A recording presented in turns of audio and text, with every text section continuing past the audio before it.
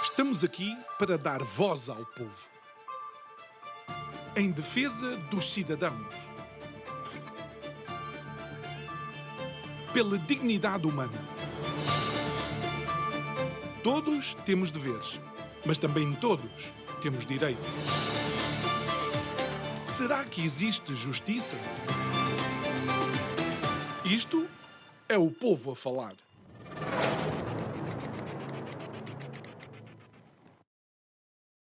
No fim de semana passado, os portugueses foram novamente chamados para, nas urnas, expressarem aquelas que são as escolhas para os seus representantes. Desta feita, não a nível nacional, mas os seus representantes portugueses no Parlamento Europeu. A verdade é que todos aqueles que, de alguma forma, surfaram a onda que foi a vitória contra a abstenção de 10 de março passado, acabaram por ter uma grande surpresa. Porquê? Porque a crónica vencedora das eleições para o Parlamento Europeu está viva e de boa saúde. Quem venceu? A abstenção. Boa noite. Meu nome é João Nuno Pinto e isto é o Povo a Falar. Estou consigo de segunda a sexta-feira, neste mesmo horário, emissão em simultâneo Curiacos TV e Rádio Vida 97.1. E claro que a vitória da abstenção acaba por ter que limitar qualquer leitura ou análise que façamos ao resultado daquilo que aconteceu no domingo passado. O que é que devemos entender? Entender que realmente nem com o voto em mobilidade os portugueses se mobilizaram para votar para o Parlamento Europeu. Os portugueses cada vez mais vão dizendo aos seus representantes: sim senhora, estamos na Europa, mas não entendemos esta Europa. A verdade é que, olhando também para aquilo que os nossos concidadãos europeus disseram noutros países, há quem ainda não entenda que a Europa é esta em que estamos a viver. Digo eu, que não percebo nada disto.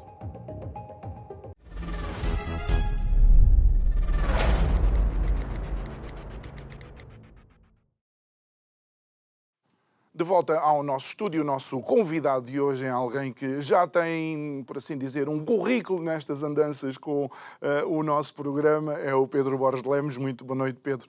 Obrigado por estares aqui connosco uma vez mais. E Pedro, realmente a abstenção está viva e de boa saúde, pelo menos nas europeias. Boa noite, João Nuno. Muito obrigado pelo convite. É verdade o que dizes, a abstenção continua viva, continua a determinar muito daquilo que são os resultados eleitorais. Agora, há uma nota que eu queria deixar já no início e que é o seguinte. A culpa também desta abstenção não é única e exclusivamente da ausência de propostas aliciantes por parte dos partidos políticos. É também de uma total ausência de sensibilização do eleitorado para a necessidade de votarem. Estas eleições é certo que, tradicionalmente, têm um nível de abstenção maior do que as legislativas. Mas nós estamos, neste momento, numa conjuntura europeia que é absolutamente essencial que as pessoas percebam que vai haver mudanças significativas na Europa. Essas mudanças vão ocorrer e vão ocorrer brevemente e, portanto, era essencial que em Portugal tivesse havido uma sensibilização do eleitorado para a necessidade de votar. Exatamente para que, em Portugal, os representantes que os portugueses têm lá fora refletissem exatamente aquilo que é a ideia dos portugueses em relação, obviamente, às ideias que querem ver discutidas lá fora e defendidas. E achas que, de alguma forma, também algumas dessas propostas ficaram por temas caseiros e não levaram, de facto, ou não transportaram para o eleitorado quais são as grandes decisões que se tomam a nível europeu? Acho, sobretudo, que os debates que acabaram por ocorrer, quer nas televisões, quer nas rádios, no fundo da comunicação social, não falaram dos grandes temas internacionais.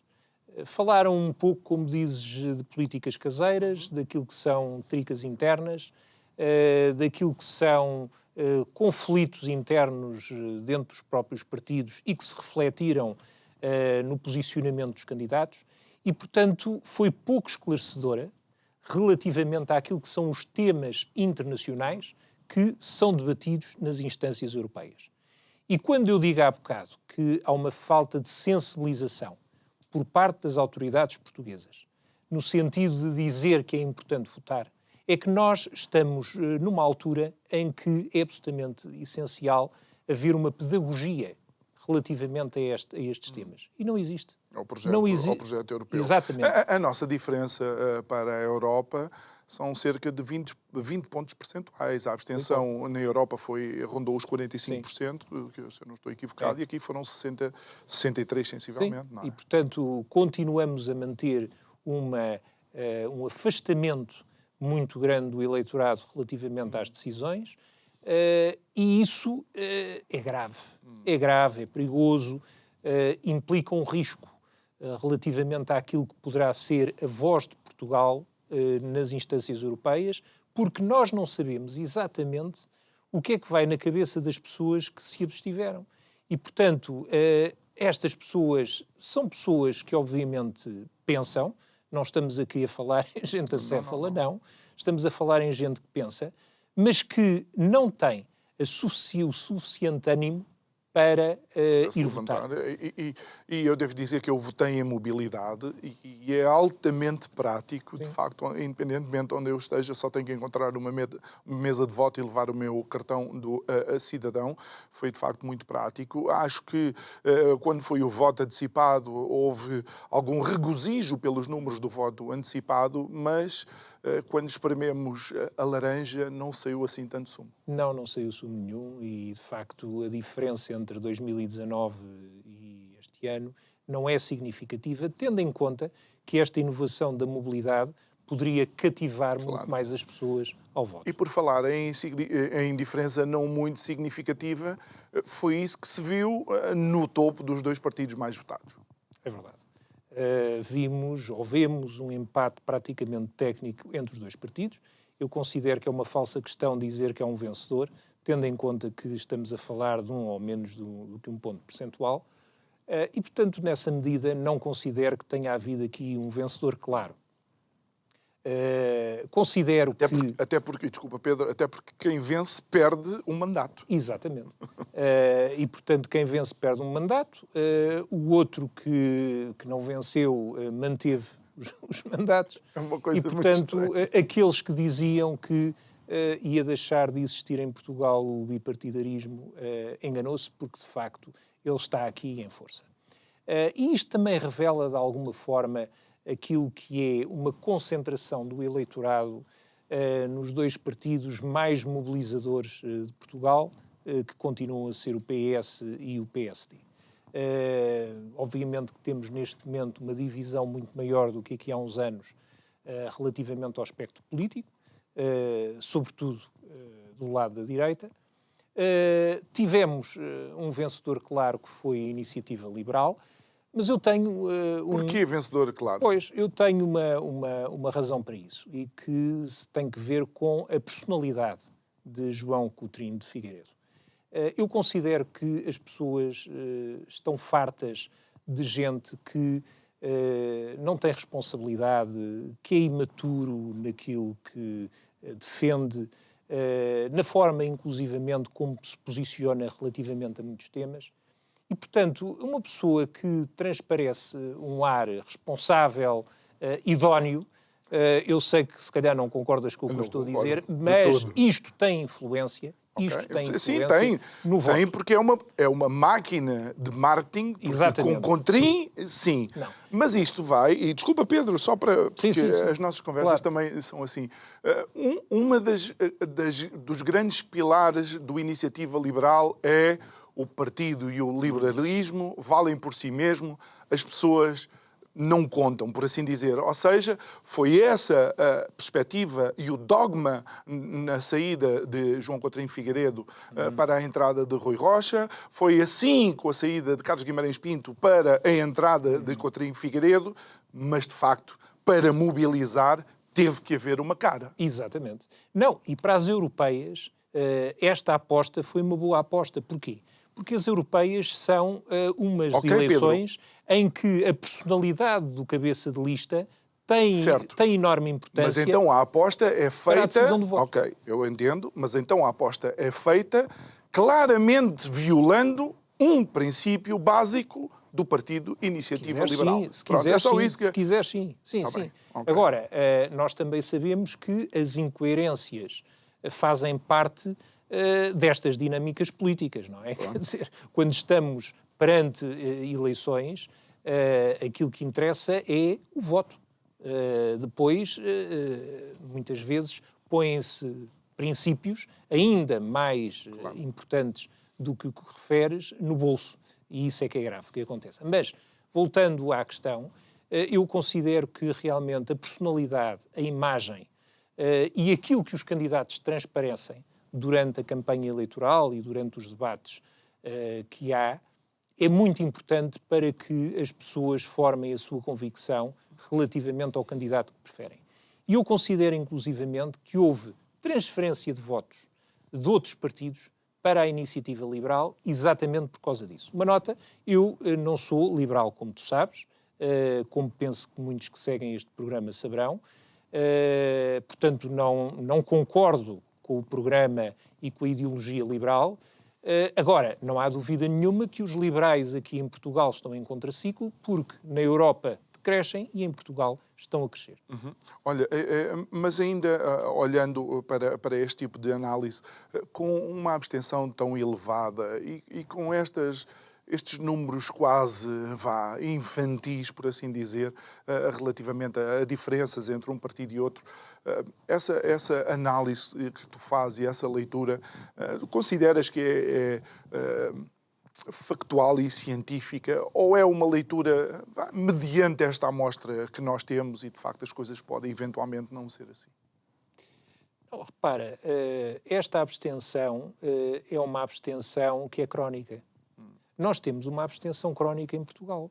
Quer dizer, é como aquelas doenças crónicas. Quer dizer, podemos ter eventuais remédios que possam... Momentos em que está um bocadinho melhor, exatamente, mas... há momentos em que está pior e há momentos em que há crises crónicas muito graves a nível daquilo que são abstenções maciças. Não foi o caso, felizmente não foi o caso, até porque, como digo... Tu achas que 63% não é... Não foi o caso comparativamente a outras abstenções em Portugal que já houve, muito superiores a esta. É neste sentido. Obviamente que uma abstenção desta ordem de grandeza é grave, não é? Pronto. Mas eu volto a dizer a mesma coisa, que é a culpa não é só, também é da falta de capacidade de tração dos partidos políticos. Mas a culpa não é só dos partidos políticos, é também das instâncias que não promovem a pedagogia do voto. Eu acho que é absolutamente essencial, e isto tem acontecido noutros países da Europa, que haja a pedagogia do voto, que se explique de uma forma até muito básica e primária qual é a vantagem do voto. E a vantagem do voto não é única e exclusivamente votar para um representante, não. É votar para uma decisão que pode eventualmente ter reflexo nas instâncias europeias.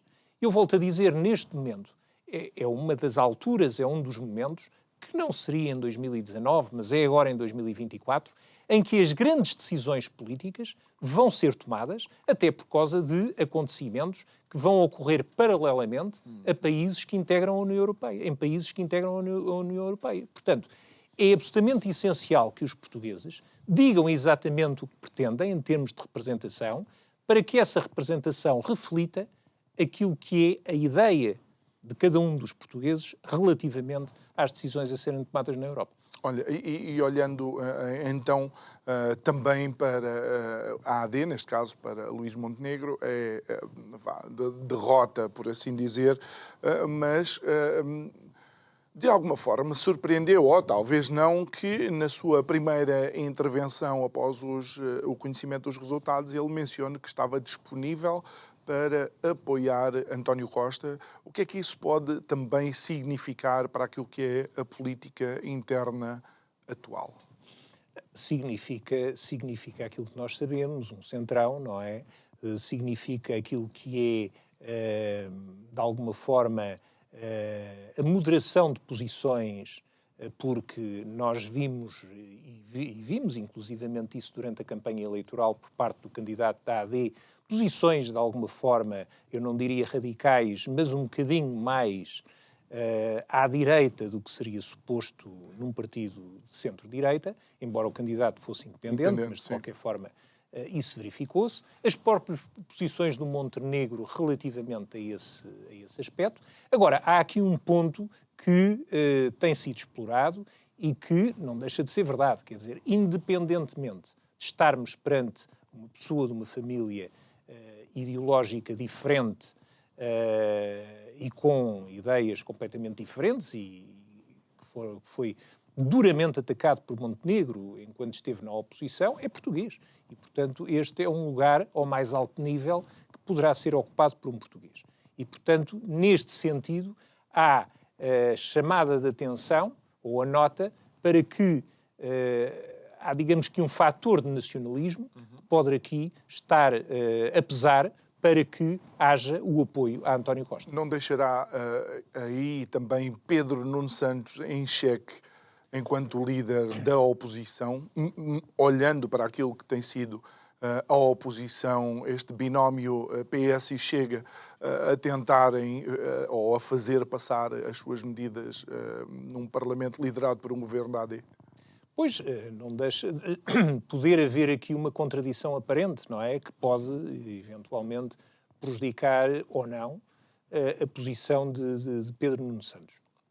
Repare-se que António Costa, por uma questão estratégica, não participou na campanha eleitoral, até porque já tinha a ideia que agora se veio a concretizar de vir a candidatar-se a um alto cargo de uma instância europeia. Bem, outros dirão que também não o fez e também não teve muita pena de o fazer porque, enfim, não tem propriamente, neste momento, uma grande ligação a Pedro Nuno Santos. O que é facto é que Pedro Nuno Santos, neste momento, e com a retirada de cena de António Costa, está sozinho. E vai ter que fazer um percurso sozinho. António Costa, quer se gosta ou não, é uma figura carismática neste momento, não é só do Partido Socialista, mas da esquerda em geral. Não é por acaso que António Costa conseguiu a geringonça e essa situação granjeou-lhe muito prestígio a nível de outros países europeus cujos governos são socialistas. Olha, veja-se aqui a vizinha Espanha, mas não só.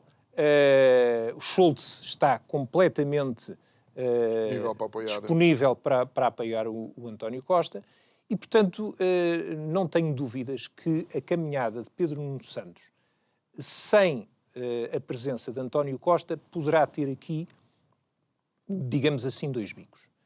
O primeiro é que fica sozinho naquilo que vai ser o seu caminho, que vamos ver se vai ser bem sucedido ou não, mas perde, digamos que, o carisma do líder incontestável e incontestado do PS, digamos que, eu diria, o atual chairman do PS, não é? Que é o António Costa, que vai para, eventualmente, para outras listas. Exatamente, ou seja, Pedro Nuno Santos lidera, mas de alguma forma ainda tem a sombra de António Costa a pairar. Há bocadinho falavas em contraciclo naquilo que foi os números do Iniciativa Liberal em relação à Europa. Um outro contraciclo, de facto, é olharmos para uma Europa onde a direita e a direita radical e mesmo alguns partidos de extrema-direita, e isto merece ser mencionado, obtiveram votações expressivas, para além de vitórias também expressivas. Aqui o Chega ficou aquém das expectativas que tinham sido geradas no dia 10 de março e nem o facto de terem eleito 2 deputados europeus que não tinham nenhum, de alguma forma consegue satisfazer aquilo que é uma nota, se calhar, não tão positiva. Pois, porque a tendência das pessoas é exatamente comparar, não com 2019, mas com março deste ano. E, portanto, tendo em conta essa situação, considera-se que foi, enfim, uma derrota.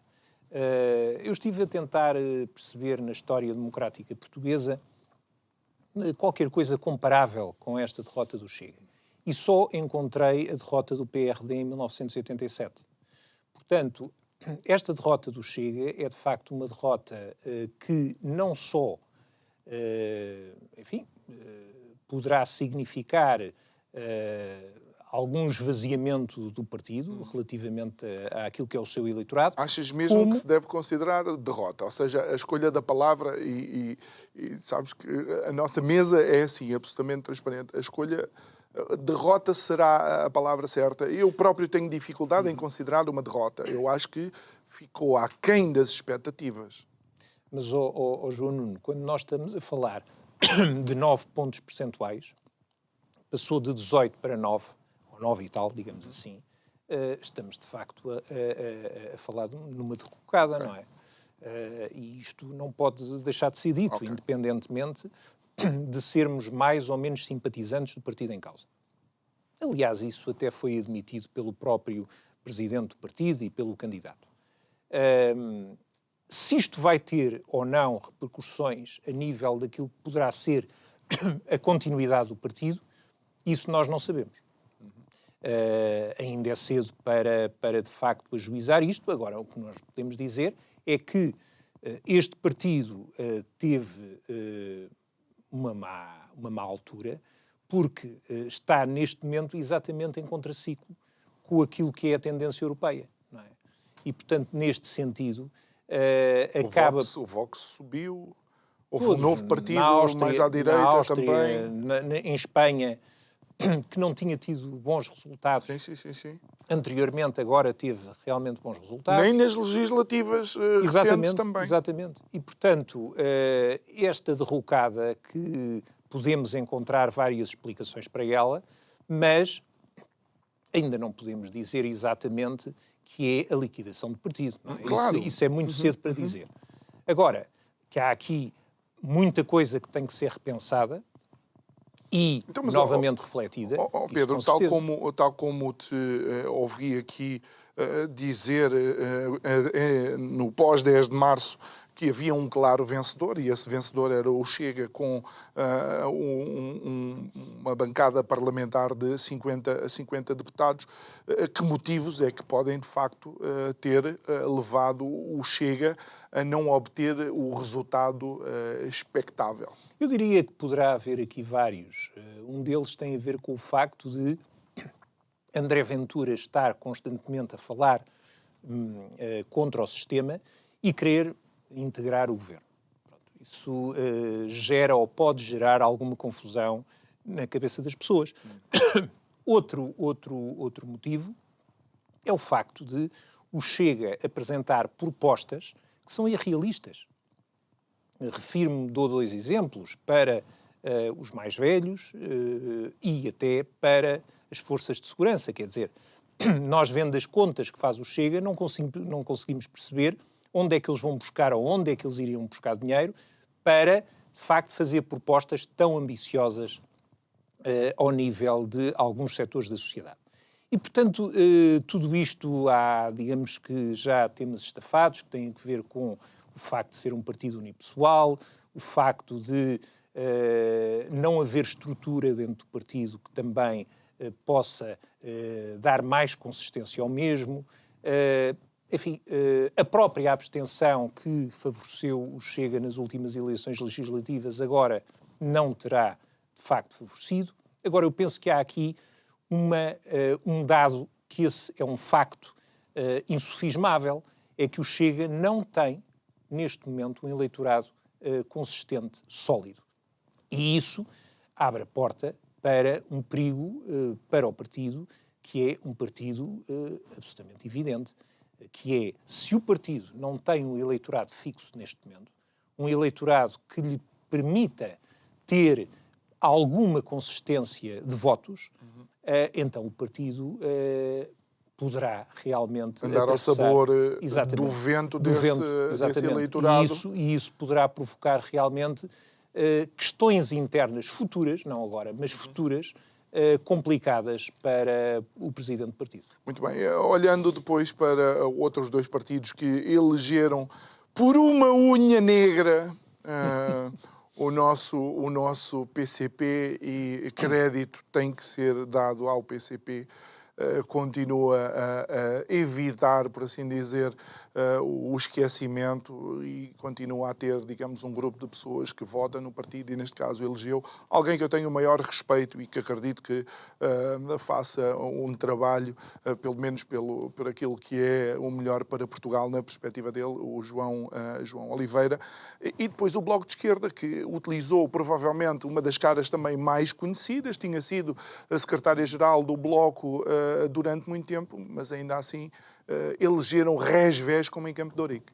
Pois, é verdade. Nós estamos neste momento com uma esquerda, à esquerda do PS, com gravíssimos problemas neste momento de implantação e de tração. E portanto, o PC é, como dizes, um partido resistente. Inclusivamente na Europa é um dos poucos partidos ortodoxos que ainda existem dentro da velha linha dos partidos comunistas, e não deixou de conseguir eleger um deputado. E, portanto, eu acho que isto, como dizes, é uma coisa absolutamente notável, porque já por várias vezes muita gente vaticinou o fim do Partido Comunista Português. As notícias sobre a morte do PCP já são antigas. E gravemente sobrevalorizadas. Aliás, eu lembro-me que muitos vaticinavam o fim a curto prazo do Partido Comunista quando morreu o Álvaro Cunhal. Imagina. Muito bem. Pedro, nós vamos continuar daqui a pouco a nossa conversa, mas vamos até à nossa rúbrica de direitos do consumidor. Depois regressamos para continuar a falar com o Pedro Borges Lemos. Até já.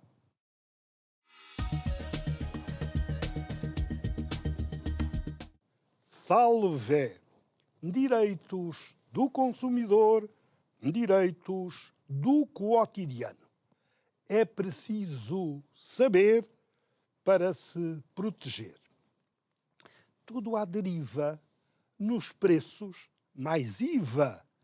Há que barrar a deriva. Preço é preço total, em que já se inclui o IVA. Preço é preço total, com todos os impostos, taxas e encargos. O recurso a uma firma de Coimbra para verificação de uma instalação elétrica, dadas as faturas de energia clamorosamente exorbitantes apresentadas a pagamento pela EDP Comercial. Diz a senhora, pedi a indicação de preços e ouvi. Primeira hora, 80 euros. Segunda e restantes, 30. Não ouvi mais nada. Em 15 minutos, se tanto, o homem fez a verificação de consumos. E no momento do pagamento exigiu 98,40 euros. 80 da primeira hora, mais IVA. Justificação. Ao preço acresce o IVA a 23%. A fatura chegou dias depois, passada não pela empresa de Coimbra, mas por uma de Vila Franca de Xira. Ainda, nestas circunstâncias, há que dizer: quem efetivamente descumpre a lei comete uma contraordenação económica grave, porque no preço tem de estar incluído o IVA, como têm de estar incluídos todos os outros encargos e as taxas que ao preço acrescerem. Preço, em termos de transparência, é preço total. E os consumidores não podem ser surpreendidos quando se diz 80 euros, e ponto é saber se não devia haver aqui uma fração do tempo e não uma espécie de consumo mínimo. Primeira hora, 80 euros. E quando se vai a pagar não são 80, são quase 100. Isto constitui uma contraordenação económica grave, suscetível ou passível de coima e, eventualmente, de sanções acessórias. Não se esqueça. Relute pelos seus direitos e dê, do facto, parte às autoridades através da inscrição de lavrar o seu protesto no livro de reclamações. É que, no caso, estamos perante uma contraordenação económica grave passível de coima, tratando-se de uma microempresa até 10 ou menos de 10, assim é que é, menos de 10 trabalhadores, que monta de 1.700 a 3.000 euros. Depois há outras gradações, consoante a natureza da empresa, se pequena, se média, se grande. Na grande, de 12.000 a 24.000 euros. Mas as grandes são as que têm 250 ou mais trabalhadores.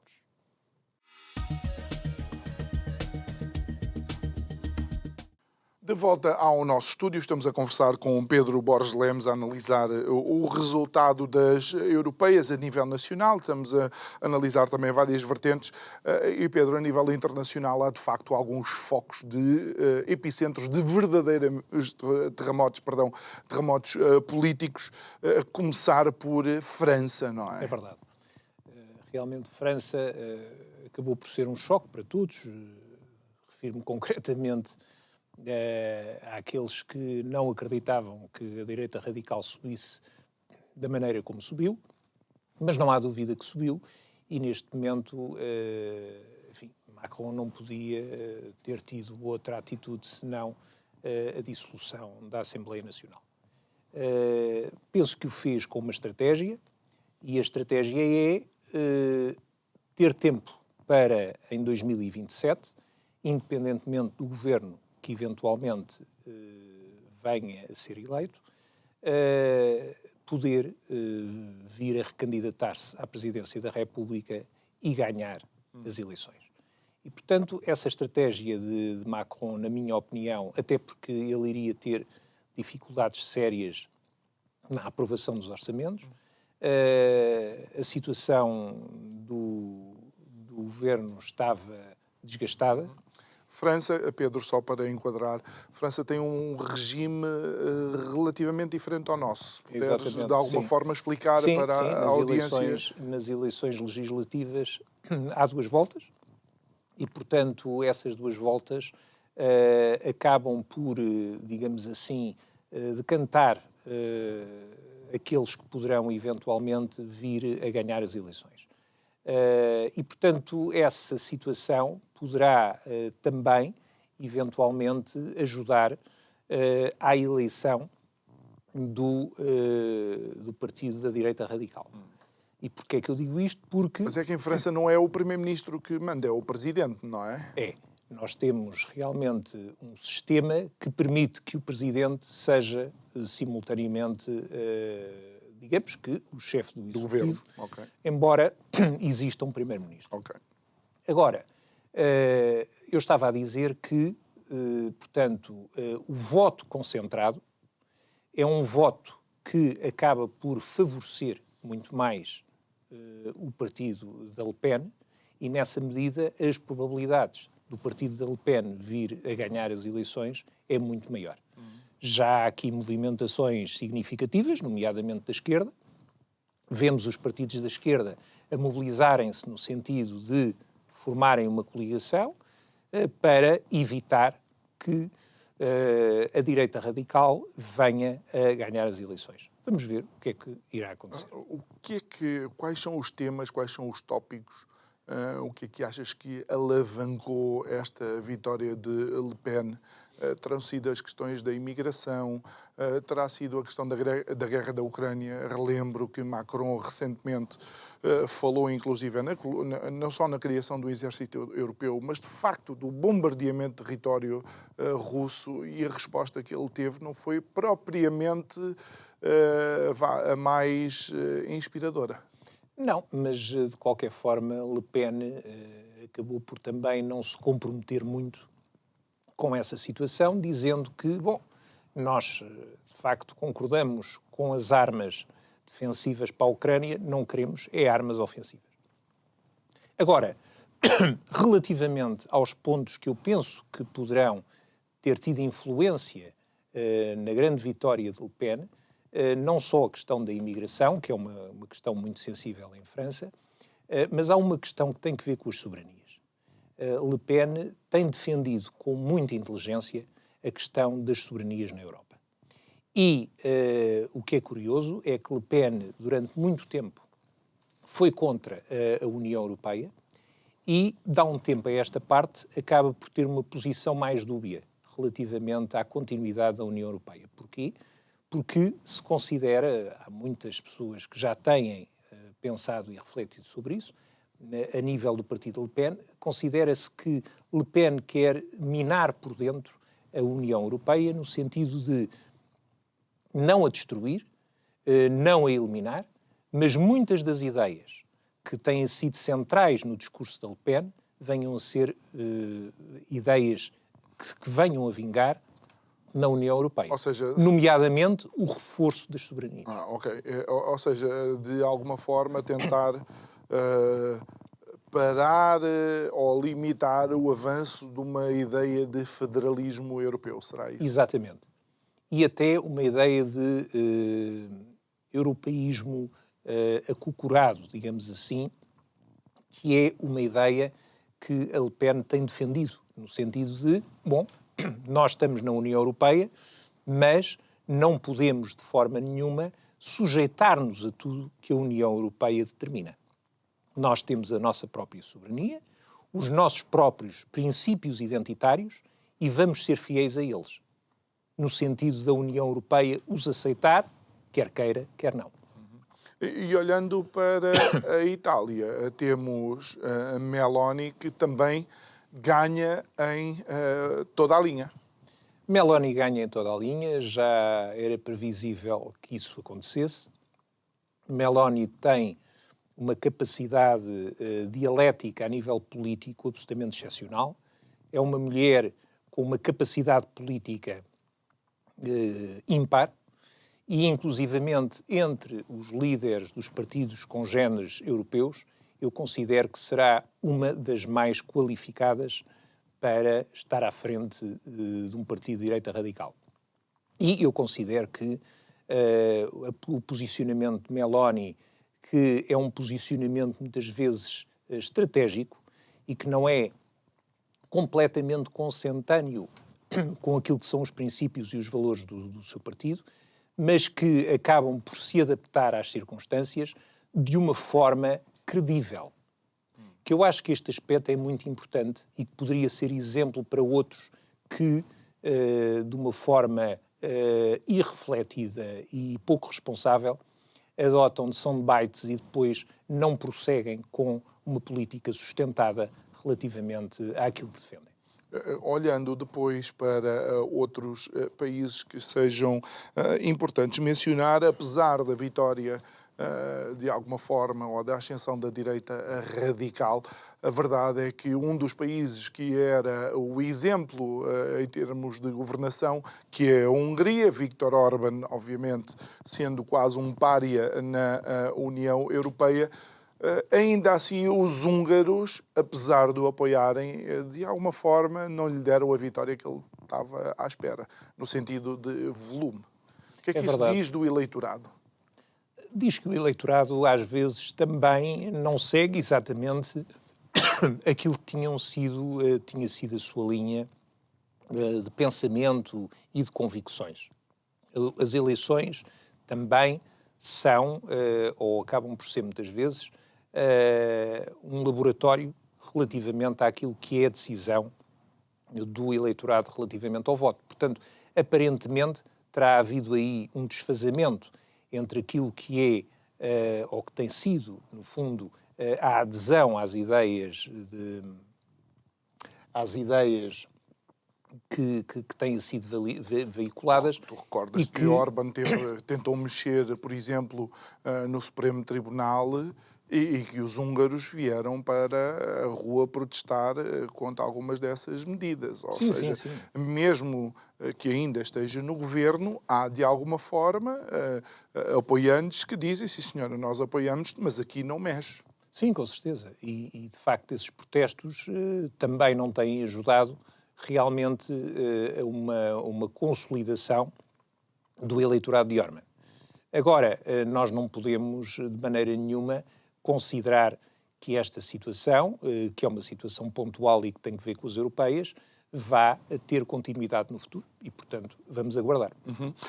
Já um resultado que, de facto, eu consideraria preocupante, porque se por um lado eu posso permitir entender uma direita radical, a extrema-direita já é algo que de facto me preocupa ao nível da extrema-esquerda, e o AfD na Alemanha tem inclusive um melhor resultado que o próprio partido de Olaf Scholz. Pois, tem e vai dificultar a vida de Scholz. Repara, existem duas famílias na Europa, os reformistas e conservadores da Identidade e Democracia, uns, o segundo mais radical do que o outro. Diria que acaba por haver aqui duas figuras cimeiras que congregam, digamos assim, simpatias relativamente a um e a outro, que é Meloni e Le Pen. Não sei exatamente o que é que irá acontecer relativamente a isso. Há, inclusivamente, alguns que dizem que faria sentido haver uma grande confederação da direita radical, nomeadamente a nível destas duas famílias políticas. Eu considero que isso não vai ser possível, na medida em que existem grandes diferenças entre as mesmas. Agora, não há dúvida nenhuma que a diferença é grande no que diz respeito a questões ideológicas. Não há dúvida que o AfD está na Identidade e Democracia, que eu considero, pessoalmente, que é uma família perigosa para a Europa, no que diz respeito à segurança, aos seus valores humanitários e democráticos. E qual é a leitura que tu fazes destas eleições, onde provavelmente uma forte participação de jovens também se fez sentir, e vermos esta viragem à direita? É uma nota positiva haver mais jovens a votar. É sinal de que que os jovens estão mais sensibilizados para exercer o seu direito de voto e para decidir. Isso não há dúvida nenhuma. Agora, nós verificamos, ou estamos a verificar, que as classes mais jovens estão-se a aproximar gradualmente, e tem sido gradual, não tem sido súbito, das ideias mais conservadoras e mais à direita. Se essas ideias são mais conservadoras ou mais liberais dentro da esfera da direita, é uma coisa que ainda está em aberto. Porque, de facto, nós aqui em Portugal verificámos nestas eleições, para, digamos que surpresa de todos, que houve uma grande percentagem de votos de eleitorado jovem a votar num candidato que tem mais de 60 anos e que representa a iniciativa liberal. Quando o que faria mais sentido, e seria mais lógico, é que esse eleitorado se identificasse com Sebastião Bugalho, que ainda não tem 30 anos.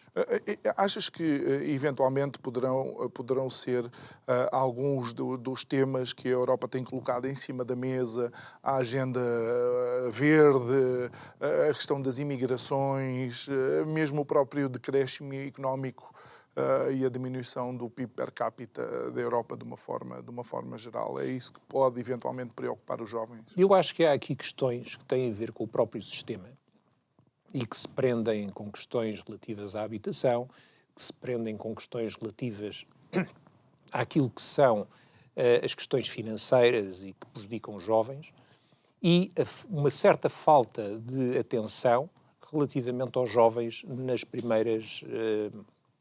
primeiros anos da sua vida profissional.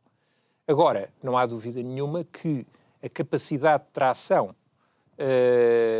dos partidos que neste momento existem no espectro do lado da direita acabam por ser maior do que aqueles que existem do lado da esquerda. Nós não nos podemos esquecer, por exemplo, o Bloco de Esquerda teve muita tração ao nível dos jovens há 20 anos atrás. Neste momento já não tem, não é?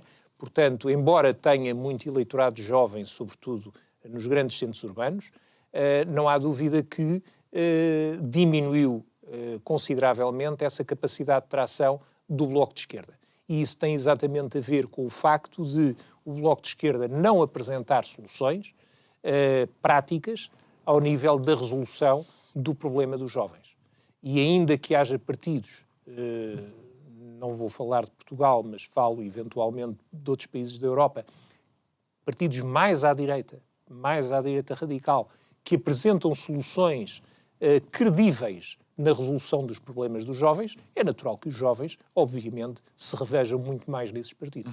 E achas que, por exemplo, em Espanha, e por causa da forma como o governo de Sánchez nasceu, não é? Nasceu, de facto, deixando entrar pessoas que fizeram crimes contra a Constituição, de acordo com todos aqueles que são juristas e entendem alguma coisa da Constituição espanhola, a vitória do Partido Popular, mas também a subida do Vox significa alguma coisa?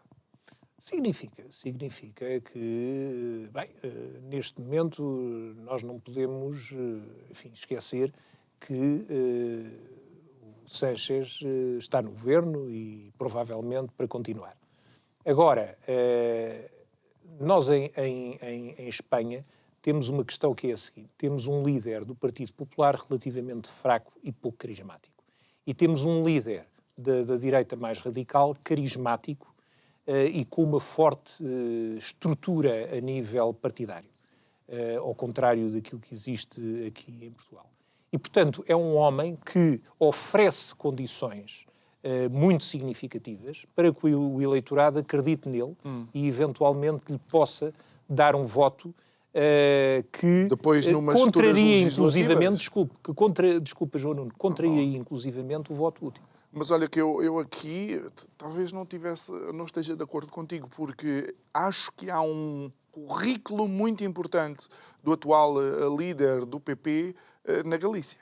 Sim, não há dúvida disso. Não caiu de paraquedas na política. Mas tens que reconhecer que é um homem que, sob o ponto de vista de carisma político, não é brilhante e, portanto, não tem sido um homem que facilmente esteja a convencer o eleitorado tradicionalmente votante no PP. Claro, o carisma ganhasse eleições a partir do momento em que André Ventura começou a andar ao pé de Tangera Correia, se calhar o resultado também teria sido outro. Para finalizar, Pedro, mais uma vez o apelo aos nossos concidadãos para que entendam a importância do seu voto. Não é que vamos votar em breve, mas a importância disso numa democracia como a nossa. É absolutamente essencial que as pessoas votem.